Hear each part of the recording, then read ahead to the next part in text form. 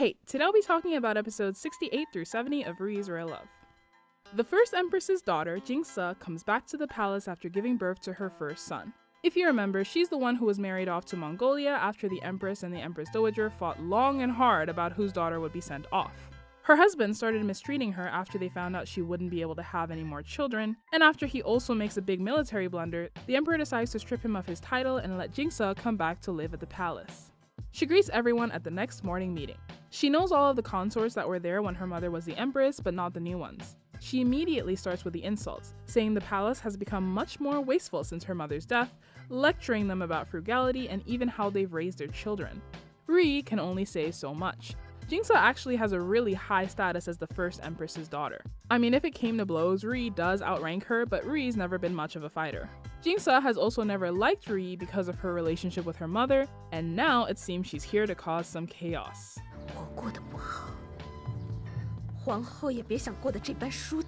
Meanwhile, RuYi finally puts together that YanWan was behind the dog incident and brings her head eunuch in for questioning. With a veiled threat from creepy eunuch, he manages to keep his mouth shut despite the torture. Still, there's quite a bit of evidence, and the emperor decides that YanWan should be questioned as well.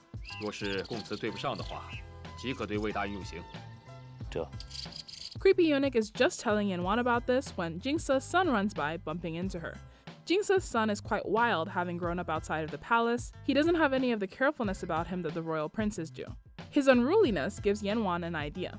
At this point, she is desperate. She has all of 10 minutes before the guards come for her. So she tricks the little boy into falling into the water and then rushes out to save him.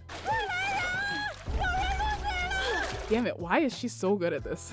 THISSSSS finds out that YanWan saved her son and asks the emperor to be lenient with her. THISSSSS isn't simply being nice, she knows that YanWan poses a threat to RuYi. She continues to push the emperor to forgive YanWan, and eventually he not only releases her from the punishment bureau, he even decides to go and see her. This is YanWan's last chance and she does a fantastic job. She admits to everything that won't get her into too much trouble, but stays firm that she had nothing to do with RuYi's daughter's death and that her mother worked alone with midwife Tian. It seems to be working when Ying comes by with the 7th princess. When she hears about what happened, she can't help but comment on the serendipity of it all. 也真是巧了，青佑偷溜出去，偏魏大印瞧见了，偏魏大印跳水救了人，真是无巧不成书。 She asks what YanWan was doing out at that time, and her maid, thinking on her feet, says she was hoping for a glimpse of the 7th princess. Ying counters with a "who brings an infant out by the windy water this late in the year?" And this is easily my favorite bullshit YanWan moment. 如今深秋了吗？风很大吗？臣妾不觉得呀。 I mean, at some point you just have to laugh, right? Anyway, it definitely works. Ying practically has to drag the emperor out of her palace. THISSSSS invites YanWan over to see her.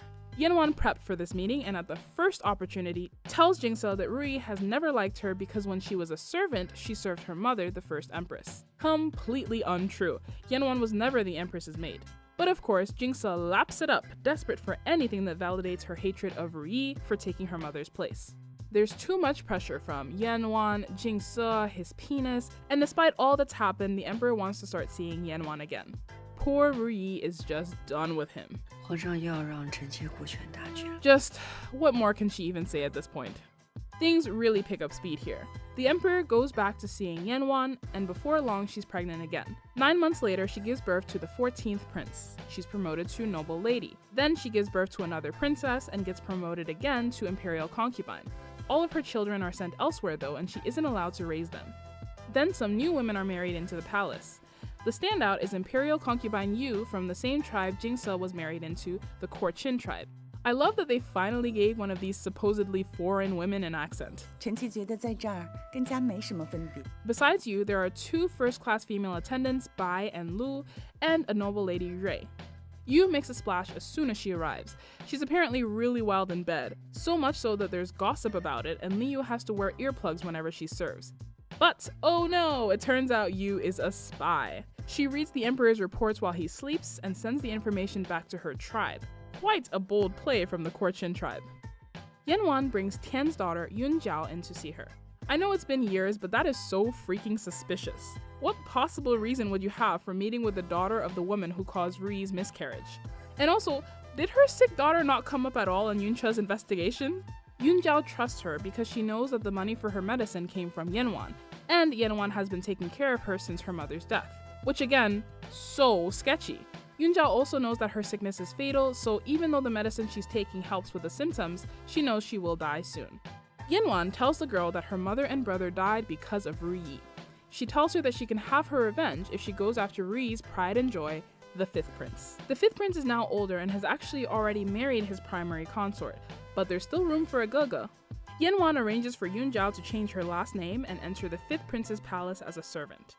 Not long after she arrives, RuYi and Hailan overhear Yu talking to her maids. 皇后年长也失过宠，等皇上哪天彻底厌弃了她，后位就是本宫的。 As stupid as some of the women have been, she absolutely takes the cake. What possessed you to say this out loud in the middle of a courtyard with your back turned to the walkway? RuYi wisely does not confront her and doesn't even say anything when the emperor says he plans to promote her to consort. Someone stupid enough to say all that in public where anyone can overhear her will undoubtedly slip up sooner or later. And we don't have to wait for long. Just before her promotion ceremony, she gets caught by the 5th prince. He catches her servant making some kind of shady deal. Then he reports to the emperor and RuYi what he found. Yu was sneaking aphrodisiacs into the palace. It isn't the reason why the emperor has been so into her, but it was her intention to use it if he started to lose interest. 5th prince also dug a bit deeper and found out about Yu's spying on government affairs as well. The emperor goes to see Yu in person. Not even giving her a chance to explain, he doesn't demote her but has her locked up and promises never to see her again. And that's gotta set the record for the most short-lived run in the palace, right? It's been like 3 hours. 5th prince is happy about a job well done, but then stumbles on a step. He apparently has some kind of bone disease that was never brought up, so I guess it only cropped up in the last few years. Dr. Zhang knows, but 5th prince has asked him to keep it quiet as he doesn't want to worry anyone. He hasn't even told RuYi or Hailan. After a hard day's work, 5th prince comes home and finds midwife Tian's daughter as his new maid. She is deadly, so freaking cute.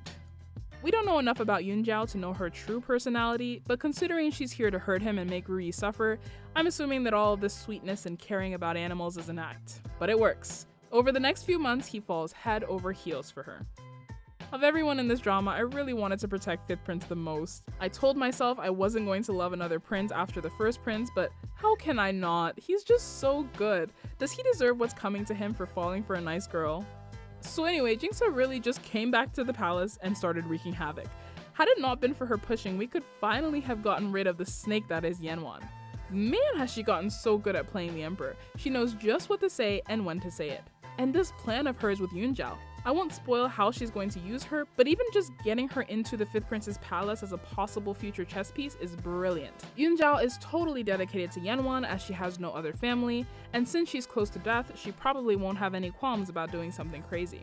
It's just so sad because in any other context, these two would have been such a ray of sunshine in this show. Poor 5th prince. Finally, a scene today really pissed me off and I need to talk about it. It's the ongoing theme of how you get amnesia when someone dies and only remember the good parts of them. When Jingsa complains about how unforgiving RuYi is being about YanWan, the emperor says, 这孝贤皇后总是能顾全大局，当年再不舍，还是将你舍出来，远嫁蒙古。 You asshole. Did you forget how difficult it was to get her to agree? More importantly, did you forget who smoothed it all out for you? The empress was literally ready to get into a fist fight with her mother-in-law. It was RuYi that went and greased the wheel. And more to the point, it was RuYi who convinced Jingsa herself to stop acting like a child. And now it's turned into, your mother was always so accommodating. How impossibly exhausting for RuYi to never be able to live up to the perfect angel he's now convinced himself that the empress was. And now for a look at the book. This is totally unimportant, but there's a funny little story about Yu's background. In the drama, they make a few quips about Yu's advanced age. Normally, a woman as ancient as she is would not be presented to the emperor, but the father had said, according to a fortune teller, she could only be married to the most respected and honorable person in the world. She'd been engaged 3 times before, and each time the man died right before they were meant to be married, which is why the father had no choice but to present her to the emperor. RuYi and the emperor hear the story together, and they both know it's BS. The father just doesn't have any younger daughters. Still, it's funny the stories people can come up with when they're desperate. So anyway, Yu is let in.